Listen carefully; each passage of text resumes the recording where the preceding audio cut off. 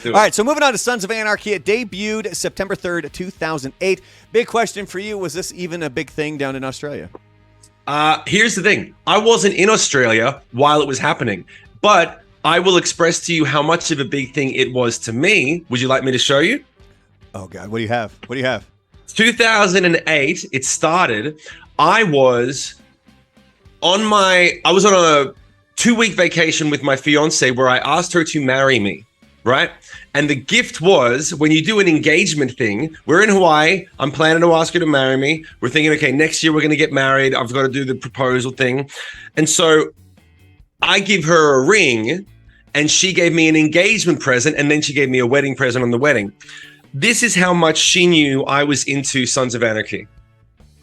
Oh, Harley-Davidson motorcycle watch. This is, and it's a legit one. This is my engagement present from my wife that I wear on special occasions, but it's heavy. It's fucking like all metal. It's dope. It's awesome. And the reason, by the way, was she said, I love that you love that show. It's really nice. You're never getting a motorcycle, which we're still going to be debating. And that was going to be my next question is, being such a huge fan of Sons of Anarchy, are you a bike rider? Yeah, I'm going to go on record because I'm not ashamed. I'm not proud. I got nothing to prove. I've done my thing. I'm good. I want to be one of those guys at 55 years old that buys a Harley and just drives 2 hours north, gets a coffee, and comes on back with a bunch of other guys that are 55. I want to be a retirement Harley guy that just a little drive, get a coffee, hang out with some other dudes that are like, remember back in the day? And then we drive back there. I've always thought it'd be That's what I want to do. Ever since I was a kid, I always thought it'd be cool to have a motorcycle. I always thought it'd be cool to be a biker, kind of a dude. Not a one percenter, because that's just terrifying to me, hence the Sons of Anarchy stuff. But I don't think I could Hold on a second. What's a one percenter? So a one percenter is, when you look at motorcycle gangs, I can't remember who it was from the government was talking about how motorcycle gangs were becoming a problem. Mm-hmm. And then somebody had mentioned that it was only 1% of the gangs that were really an issue. Most of them are just true motorcycle clubs. They're just, it's a group of guys. They're not dealing meth. They're not murdering people. It's not all this stuff that we talk about here when it comes to Sons of Anarchy, things like that. And it's not anything that needs to be a concern. It's just that 1%. So you get some of these motorcycle clubs that proudly wear a badge that says 1%er on it, meaning like we are the bad of the bad. Wow. Dude, I watched a lot of Gangland back in the day, man. Oh, I did not know that. Isn't that's just a red flag to the cops to be like, yo, follow us. We're doing some shit. Kind of. But it's, it's a badge of honor having that 1%er on there. So your wife said about you getting a motorcycle? Does your mom let you go out and play? I think she would be totally cool with it. Oh, good for you, man. Yeah, here's the problem. With mine, I know why my wife doesn't want me to get one, and I fucking agree with her. I'm like, if I get a head injury, end of game over. Well, I'm like, I don't want to do that either. Wear a fucking but helmet. you can still, you're going 60, 80 miles an hour. Like, I mean, no, you got a point. You're done. But see, and that's one of the reasons why I have backtracked on wanting to get a motorcycle, because I know I would probably crash the goddamn thing. But here's the thing. I know several people. This is the thing. It's not unreal to me. It's a real concept. I know several people over the course of my life that have died in motorcycle accidents, and the other people that didn't were in recovery for years. Like, there's no motorcycle accident where you're like, just a scratch. They're always fucking life-altering events. Yeah. So it's not really worth it. Although I gotta really admit, worth it. I mean, it's pretty effing cool. Like riding a it's motorcycle. So cool. Like, there was the midday guy at KLAQ when I was working there was Glenn Garza, who you know well. Like, you went shooting with him. I love Glenn. And so, so Glenn, he would arrive at right around an hour or so before our show was over, when he would come in and take over, and he would have to drive right by the studio to get to the back parking lot. And when he would get to the studio, he'd give it like a nice big old motorcycle. And I always thought that was super cool, man. Like, and even he's like, I always kind of like to do this. He's like, that's cool, right? Like, he wanted to make sure he wasn't like upsetting me, the producer, by making this noise. I was like, no, like that's. You know why? Because he's not one of the 1%. Yeah, well, but because we would also get upset because on Fridays the goddamn cleaning crew would come in, or like the yard crew, and they would, like, the final half hour of the show is when when they would choose to cut the goddamn bushes right outside the studio. So you hear, Right. Yeah. and we would get pissed about that. And we were like, no, Yeah. motorcycle, cool, yard equipment, not. No good. So we'll dive right into here we go. Sons of Anarchy right here. So it debuted September 3rd, 2008 by the show's third season. It was the highest rated series on FX. Seasons 4 and 5, the premieres of those seasons, they were the highest rated telecasts in FX history. Yeah, it was a big deal. Everyone was talking about it. Not too surprisingly, but series creator Kurt Sutter was inspired by the Hells Angels, saying they went from being this fun-loving fraternity to pretty much an organized crime syndicate. Sutter said, I thought, what if the first guy who put the jacket on his back and said, hey, let's go out, have a few beers, and start some trouble, how would that guy feel about what the club eventually became? Which is a really good genesis of an idea. Yeah, and if you've watched Sons of Anarchy, you're obviously going to be able to kind of get that sort of the feeling with Jax and then going back to his father and everything else and how the story ends up playing out. So Sutter, he's married to Katie Seagal. She's famous for playing Peg Bundy in Married with Children and also the voice of Leela on Futurama. Now, crazy story about her dad that I heard years ago and how he passed away. I don't know if a lot of people know this story. He was filming, I haven't read it. Show me. He was filming a miniseries, World War III, up on Mount Hood, which is just east of Portland, Oregon. He was partially decapitated when he turned the wrong way, exiting a helicopter. He walked into the tail rotor blades. I apologize for anybody who's a little squeamish on this. And he was rushed. How about a fucking warning? You got to do a disclaimer before this, man. He was rushed to a Portland hospital. He died 5 hours later. Think about that. He lived for 5 hours after he was partial decapitation. So that's like that's a section of head. This is why if it becomes this is why helicopters scare the shit out of me, because he just truly they did a look into like an investigation as to what happened, and truly it was he exited and he walked the wrong way. Oh, and I God, believe one of the reasons as well, like you couldn't see because the weather was so bad. So this happened up on Mount Hood at Timberline Lodge. Have you ever seen The Shining? Yeah. So you know the exterior shots of the hotel? Yeah. That's Timberline Lodge. The interior is not. The exterior, that's Timber. Now, there's no maze at Timberline Lodge, by the way. And that's right at the top of Mount Hood. So my understanding, too, if I'm remembering correctly, it was a nasty, nasty, stormy day with a lot of snow coming in. So you couldn't really see, and he turned the wrong way. That's a good name for a band, Partially Decapitated. That'd stop and make you think. It really would. It'd be like, that's a hardcore band for sure. It's definitely... Yeah, that's not happy-go-lucky reggae band. Yeah. Back to Sons of Anarchy. Hamlet served as a framework for the show as it follows Jax Teller and his struggle with his stepfather running his birthright towards a dark direction. It's starting to come together as to why the show was so successful. It was pulled from the genesis with several amazing ideas. Yeah, and Sutter came out and said that it's not like we had the storyline for Hamlet up on a board and we were tracking how that story went. It's just that was a heavy influence, and then that storyline kind of lends itself for you to follow that storyline. So that's kind of what it was. So Charlie Hunnam, he played the main character, Jax Teller. He said he really got into the role, going so far as to not drive a car for the entire 7 years. He only rode a motorcycle and even started hanging out with real bikers and occasionally acting like a maniac. So what's your first thought when you hear that? Because I know what my first thought is. My first thought as a question is, was it the one percenters? This is the difference between Brandon and me. My first thought was 7 years on a motorcycle is 7 years worth of opportunities to be partially decapitated yourself and fuck the whole show up. Seriously, if I was making the show, I'd be like, it's nice that you're method. It's nice that you're committed. Get off the fucking bike. You're a very important part of the story. Yeah, like, the story doesn't exist without you. Like, think about, granted, they did the spinoff, and we'll get to that spinoff here in a second. But, Also, real quick note on Charlie Hunnam as well. So, did you know that he was the original guy that was supposed to play the lead in 50 Shades of Grey? Whoa, no, I didn't know that. You know, it's funny. I've never seen those movies. I haven't heard about them. Did I actually see one? No, my wife watched them. I think I watched part of one with her at one point. Yeah. And then, okay, so flick. Speaking of that, too, Have you ever heard of the Danny DeVito rule?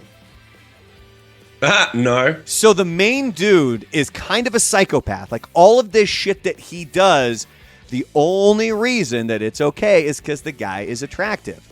The Danny DeVito rule is if you take out whoever that person is and you put Danny DeVito in his place and he looks like a psychopath, this original guy's a psychopath. You're only not seeing it because he's attractive. That's it. Yeah. And that's what 50 Shades is great. But what ultimately happened with Charlie Hunnam was, I guess his look didn't, like, it's not what people envisioned when they would read the books.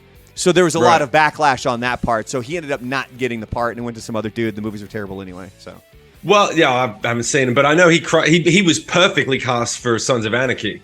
And it's funny thing that most people don't realize is that he's British, but he's cheap British. He's not like monarchy, very much with a cup of tea, madame. He's really like street British. Monarchy. Madame, yes, a cup of tea and a biscuit, madame. No, I can't do the accent that he does, but it's really kind of fuck off, man.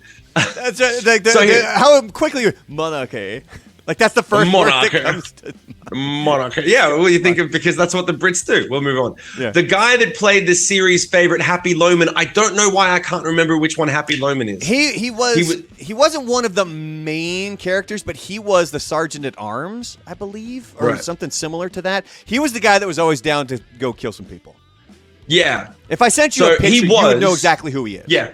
Yeah, I know. Can you do that for me right now? Because it's going to bother me. It's going to really bug me.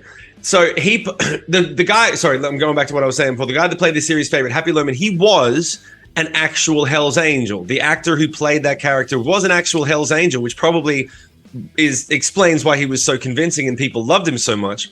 David LaBrava was brought on to be, sorry that you heard that right there. That's David my message I just sent him. It was brought on to be a technical advisor originally, but he showed Sutter scripts he had written and asked for a chance to be on the show, and Sutter obliged. So he actually got on the show by writing some scripts for the show. He was like, I remember when I was a Hell's Angel, some crazy shit, wrote it down and said, try this, got on the show. And I can't remember what episode it was, but he wrote a full episode. That's fantastic. So if you see his picture, you now know who we're talking about, right? Yeah. Oh yeah, and he looks like a mother. He looks like a. He looks like a angel. He looks like a bad motherfucker. David LaBrava. I'm gonna look up that real quick. That's your third time. Yeah, I just did it third. Again. Are we including the other ones? Now I can't stop hearing it now. Good. All right. So you're up. Yeah, I know. I was trying to look up here if we had. God, it was one episode. Oh, here we go. Yeah, he also co-wrote season 4, episode 10, titled "Hands," the only episode in 7 seasons that ever won an award.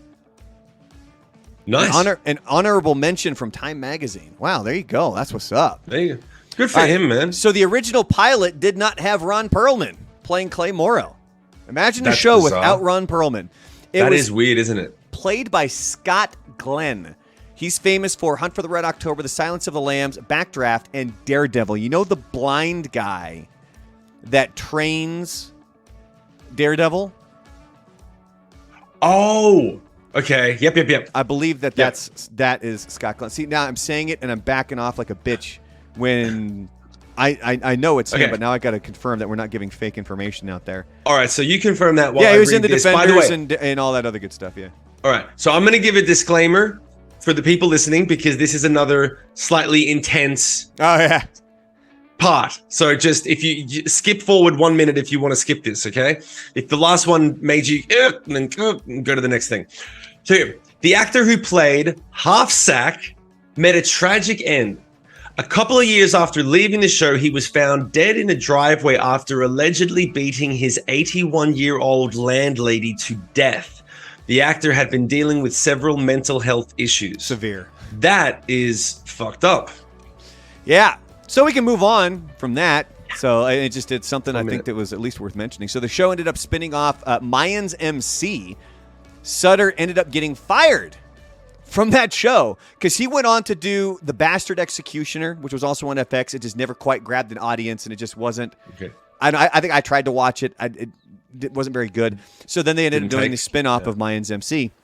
And so Sutter claims that Disney, who owns Fox, so they're like who own everything, they're eventually going to own the world, is that they didn't like an off-color joke that he made about Walt Disney. There's another version of the story is that he got fired because there was a lot of complaints about his behavior behind the scenes. Either way, who really knows at this point? But with Mayans MC, I actually know one of the guys that's on it, Rocco. It's Rocco lived here in El Paso. He would come into the radio station every now and then. I got him to curse on the air. I think he dropped an S-bomb on the air, which was kind of cool. And then he would come in and do the AfterBuzz with me and stuff like that.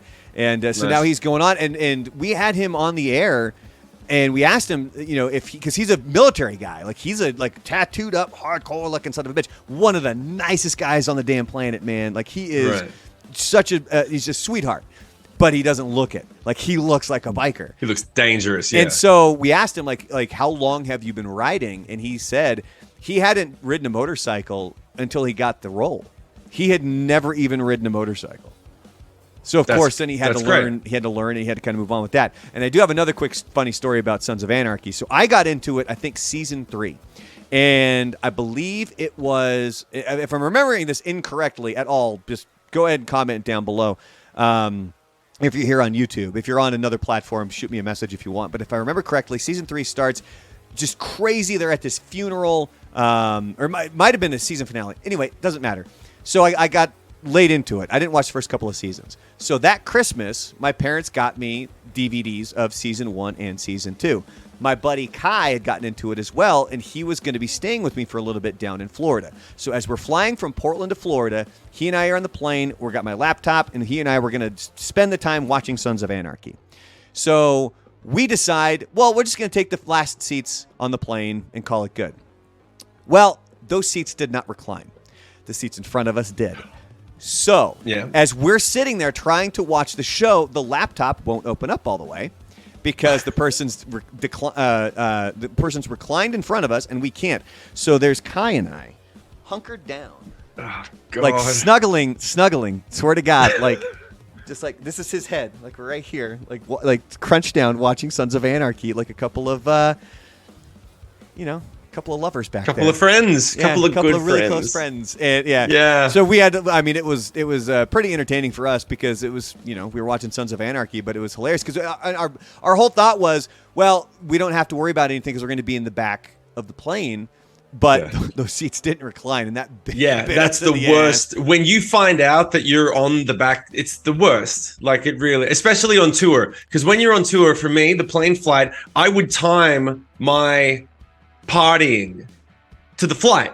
I'd be like, all right, I've got to make sure I leave enough in the bottle to pound right before we get through the gates, because then we're going to walk on the plane in half an hour. The buzz is going to wear off. I'm going to fucking crash out, sleep the whole flight. If you find out you're in one of those seats, you're just it's the worst fucking time to be there. Like, I'm supposed to be asleep. My body's fully ready. Can't do it. Yeah, and then you fuck yourself. You're like, you can only get angry at yourself. You can't yell at the stewardesses on the plane. Well, yeah, and it's not, and there's a lot of people that I've talked to as well where they're like, oh, they shouldn't be reclining the seats anyway. It's like, they fucking recline for a reason. If you're in front of me and you want to recline your seat, you are more than welcome to recline your seat. I hate that shit. And I'm not going to, as Kai and I, you know what really grinds my gears? Yeah, and as Kai and I are back there trying to huddle up so we can get down low enough so we can actually see the fucking screen, I'm not going to say anything to the people in front of us. They bought their ticket just like we bought ours. Yeah. Their seat reclines, ours didn't. That'd be a perfect example of something that would land on Reddit under "Am I the a-hole?"